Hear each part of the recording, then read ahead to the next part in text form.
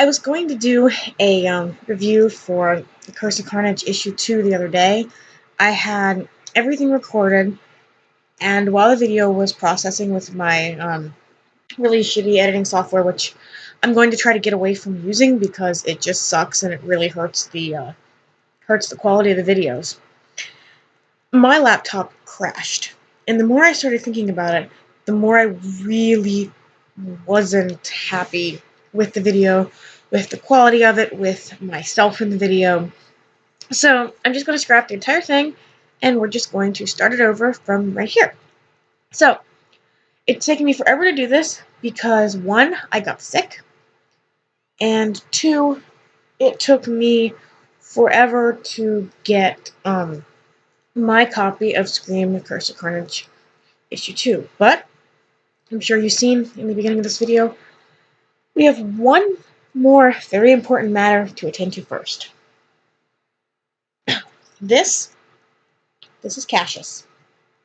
He is one of my kitty kitties, and he's gonna be helping out today, aren't you, buddy? We found Cassius and his brother Enzo on the side of the road a couple years ago. We nursed them back to health, and he's biting my finger, and now they are our kitty kitties. So, everybody say hello to Cassius. Ow, ow, ow, don't bite me. Here, okay, you can go back on the venom blanket. Alright, so I knew everybody was going to want to see the kitty cats, so y'all got to see one of my kitty cats. Alright, so let's talk issue number 2. This was, for the most part, kind of a quiet issue. And I don't mean quiet as in it was boring. I mean, this issue felt a lot like it was very much focused on establishing events that are going to take place in the next issue. I feel like issue 3 is probably going to be a lot more fast-paced. The main thing to take away from issue 2... There's another cat at my door. Anyway, I couldn't bring the cat to the camera. He wasn't having any of that nonsense.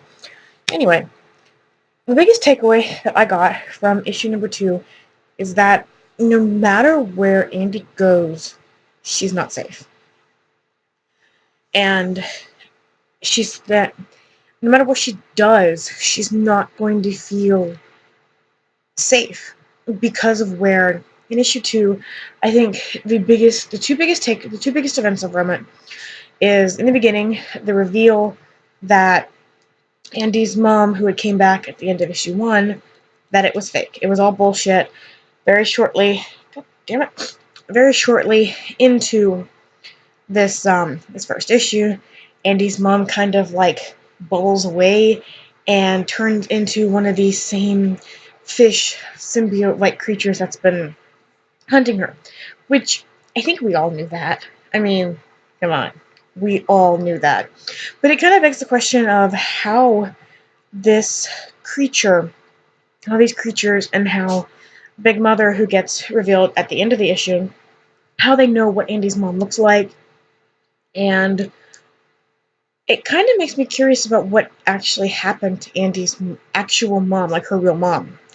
So I'm kind of interested to see if maybe we'll actually get to see Andy's mother, and maybe Andy will get that confrontation with her, because I think it would be good for Andy just to be able to get all that off her chest. And if nothing else, I'm just kind of curious to see why it was her mom disappeared. So I'm hoping that later on, maybe we'll get to figure that out. The second big thing that happened was, after this, Andy goes back to the feast shelter. And the thing about the feast shelter is, and my knowledge of the feast shelter is pretty much dependent on what I've learned about it from the Spider-Man PS4 game, and what I've learned about it from here, is that it's a safe place. You know, it's a homeless shelter. It's a good place. It's a safe place. It's got this warm, calming energy where everybody's welcomed. So as a reader, when you see this, you kind of think that, hey, maybe Andy's going to use this as kind of like her home base. This is going to be like her hub for a little while. But that's not the case, because these and I'm going to call them fish symbiotes because I'm not really sure what the official name for them yet, but yeah, they're fish symbiotes. these fish symbiotes end up taking over some of the people in the shelter and attacking her. And it drives home, again, that point of nowhere Andy goes is safe. She's being hunted, she's being tracked. Nothing is safe, there's no comfort, there's no warmth.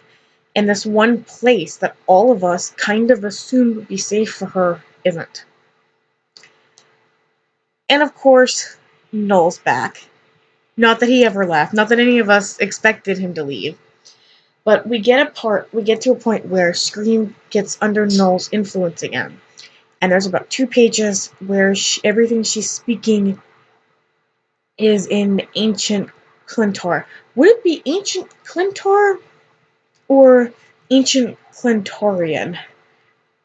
I've been wondering that for a couple of days, and I'm honestly not really sure. But anyway, I did actually translate those pages into English, and it says about what you would expect. It's basically, God is coming.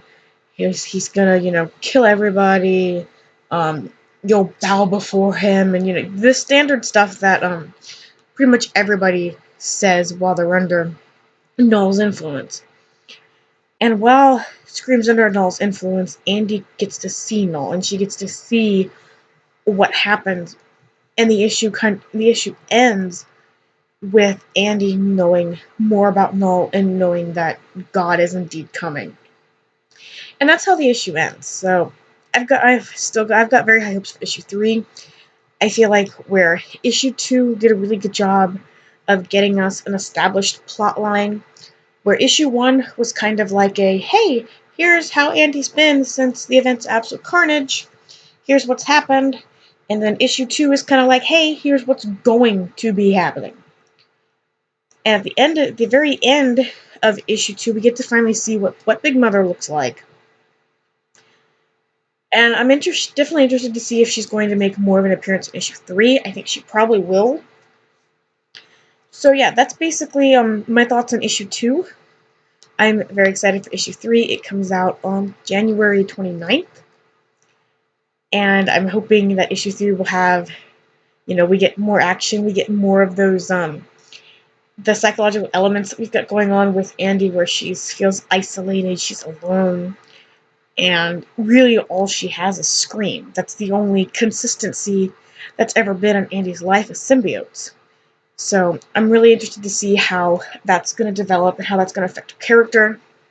And she hasn't really had that realization yet. I don't think she's clicked in her head that symbiotes are the only thing that's been consistent for her. So I'm curious to see if she's going to come to that realization.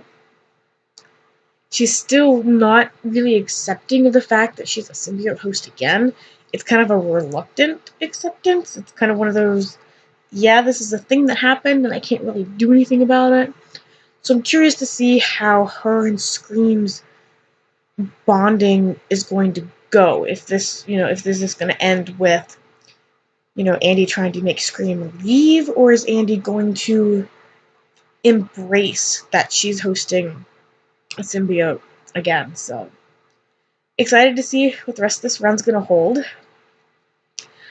especially since after because Clay Chapman's the one writing it, and I got his new book, The Remaking, from the library a couple weeks ago, and after reading that, I'm even more excited to see exactly how Scream's solo run is going to go, because he worked with a lot of really cool elements and a lot of really neat things in his book, and I can't wait to see how he's going to bring some of that writing style and the horror elements he had in that over into Scream's solo run. In other Scream-related news, the trades for Absolute Carnage Scream and Absolute Carnage Separation Anxiety came out last Wednesday. So if you weren't able to pick up those 4 individual issues physically, you can get them in trade. I'm pretty sure trade means that they're all in one book. So they're all together, one book. I think it's $15, which isn't really too bad. So if you weren't able to pick all those up and you don't necessarily want like specific covers for specific issues, that's a pretty cool way to be able to just have all of them in one thing. The other thing that's happened recently is Walmart has started selling comic books in packs of 3 for $9.99, and Scream issue 1 has been popping up there. I was actually able to get the standard cover this way. The only thing that is different is with the standard cover, Scream, the logo is in yellow. With the Walmart cover, it's in red. So if it matters to you what color the logo is, you kind of have your pick. If not, $10, you get 3 different comics. The first comic you see Scream's the first one you see. The other 2 are blind, so you don't know what you're gonna get. I think I ended up getting an Avengers issue and an X-Men issue in mine. So a little bummed that it wasn't like packed. Little bummed that it wasn't packed with like Spider-Man or symbiote related stuff, but whatever. I bought it for Scream, nothing else. So yeah, that was my thoughts on issue 2. I'm really excited to see where this run is going to go. I feel like we're definitely picking up some speed, picking up some steam, and I'm very excited for issue 3 to come out. So trade paperbacks are out. Check your local Walmart if you weren't able to pick up issue 1. And I guess that's it. I'm hoping to do a video about the Venom movie and how it impacted me and how it impacted my life and how it really helped me positively with my mental state. So be on the lookout for that. That's my next big video planned. I'm also going to be doing a video like this about issue 3 when it comes out at the end of January. And me and my husband are hoping to buy a house pretty soon. So I might do a house tour video. I don't know yet. It just kind of depends. So might do a short little house tour video in the future. But I have a lot of things. I have a few things planned for this channel this year. I'm so happy to be back on YouTube and be active. And it's been so much fun getting back into this. And I hope that, you guys liked the video. If you liked it, like it. Leave a comment below. Helps with the algorithm. You all know that. Share it to wherever. And thanks for watching. And of course, don't forget, Curse of Carnage issue 3 comes out on January 29th.